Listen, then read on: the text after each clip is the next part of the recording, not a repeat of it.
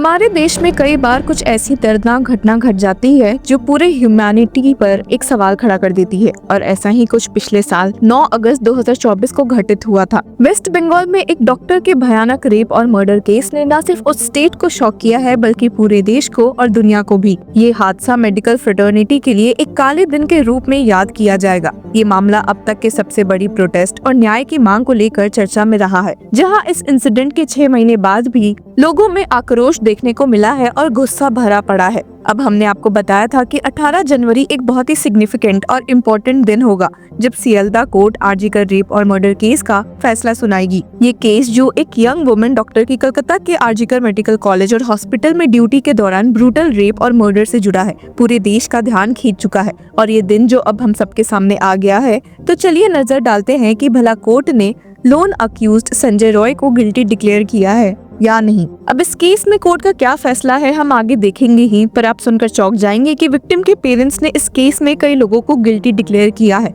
इनएडिक्वेट security से लेकर investigation सब पर ही उन्होंने कड़ी निंदा की है और एक बार सेंट्रल गवर्नमेंट के खिलाफ भी बोला था जब उन्होंने भी इस केस से मुंह मोड़ लिया था। रिसेंटली एक इंटरव्यू में सीबीआई को फटकारते हुए विक्टिम के फादर ने स्टेट किया था कि सीबीआई ने इस केस में अच्छे से जांच नहीं की है and that our lawyer and CBI consistently told us not to go to the court. I have no idea about the recent court proceedings. CBI never called me anywhere. They came to our residence once or twice, but whenever we asked them about the investigation, they always said it was underway. पर victim के father यहाँ शांत नहीं बैठे और आगे add भी किया कि इस केस में सिर्फ एक इंसान इन्वॉल्व नहीं है, जैसा कि सीबीआई के इतने महीने के इन्वेस्टिगेशन के बाद भी पता चल रहा है। He added, in the post-mortem report, there was no concrete evidence. CBI is not trying much. There is someone involved in this. In the DNA report, it can be seen that 4 men and 2 women were present there. We want all the people involved in this to be punished. पर हमने देखा है कि कैसे CBI Sanjay Roy के अलावा किसी और के खिलाफ एविडेंस पेश करने में फेल हुई है।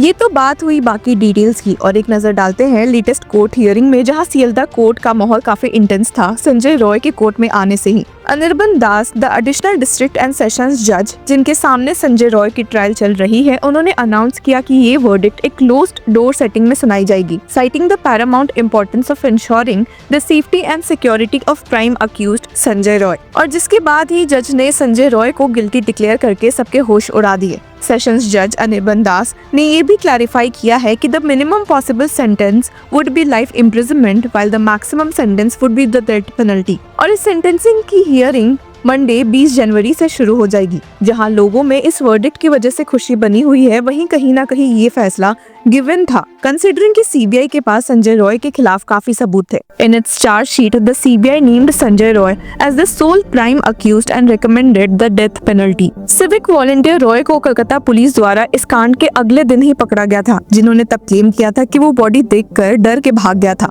और इस 45 पेज चार्जशीट में the CBI reportedly stated that the victim's blood was found on the jeans and shoes of the accused Sanjay Roy.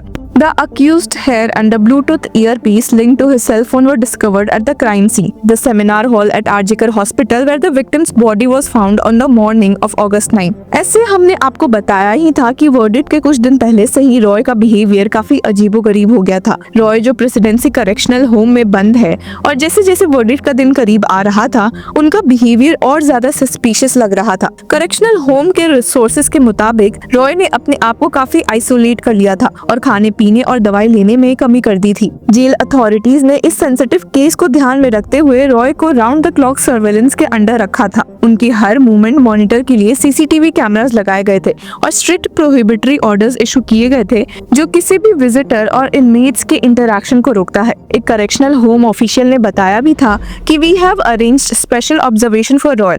No other inmates are allowed in his cell and we are ensuring he remains under strict watch. This case has garnered immense attention and we cannot afford any lapses in security. तो क्या ये रॉय की एक sympathy gain करने की tactic थी या फिर उन्हें अपने किए पर पछतावा है? ये बातें कंफ्यूजन बनकर सबके मन में घूम रही थी। अब इस फैसले से कोई और खुश हो या ना हो, पर वेस्ट बंगाल स्टेट गवर्नमेंट की सरकार तो बहुत खुश होगी, जिन पर इस रेप केस को छुपाने का एक अलग इल्जाम लगा हुआ था। पर सीबीआई को केस ट्रांसफर होने के बावजूद भी And after several months of probe by the CBI, Roy remains the only accused, with the central agency failing to submit a charge sheet against either former Arjiker principal Sandeep Ghosh or the then officer in charge of Tala police station Abhijit Mondal, who were arrested for the rape murder amidst the uproar. While Mondal is out on bail, Ghosh remains in jail but in connection with a financial irregularities case involving Arjiker. और संजय रॉय को भी Calcutta police ने ही arrest किया था। इसी की वजह से एक टीएमसी एमपी ने कहा भी कि initially it was very difficult for the party as well as the government,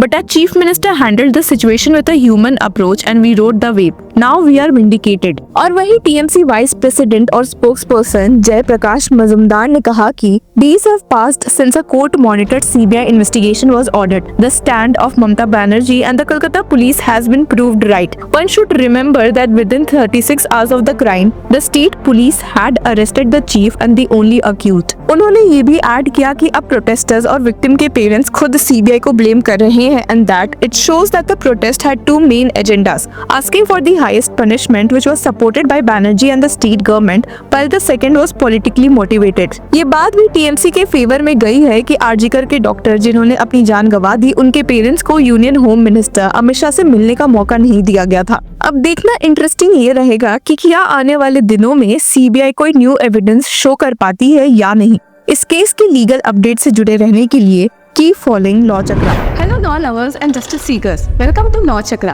हम आपके लिए लेकर आए हैं कुछ बहुत ही exclusive. Introducing law Chakra prime membership, जो आपको देगा exclusive access like never before. चाहते हो कि सबसे पहले आपको मिले latest legal updates? Law Chakra prime के साथ आपको मिलेगा early access to exclusive content, critical case analysis, courtroom battle का ब्रेकडाउन, वो भी बाकी व्यूअर्स से पहले। मोर अपडेट्स, मोर एनालिसिस, यानी कि फुल इनसाइडर एक्सेस, वो भी बस घर बैठे। यही नहीं, प्राइम मेंबर को मिलेगा access to exclusive interview session with renowned जजेस, लीगल एक्सपर्ट्स एंड लॉयर्स, ऐसे इनसाइट्स जो आपको कहीं और नहीं मिले।